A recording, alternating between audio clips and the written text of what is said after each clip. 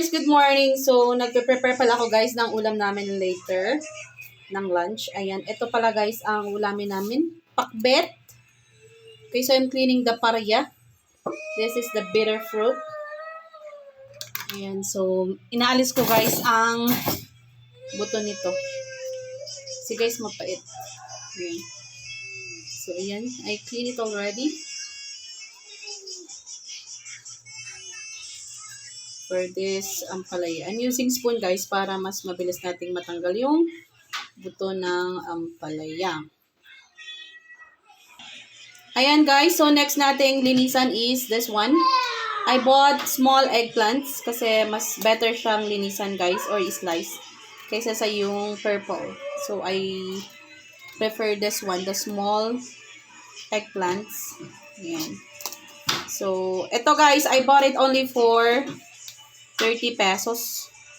Yung isang, isang bungkus lang siya, pero ang laman is 6. So, I bought it for 30 pesos. Ayun, guys. Maganda rin kasi, guys, ang loob nito. Mas bet ko siya. Ayan.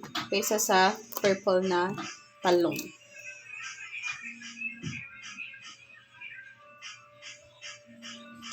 Next that we're going to clean, guys, is this one.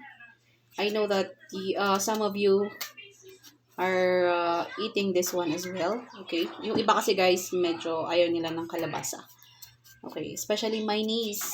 My nephew, I should say.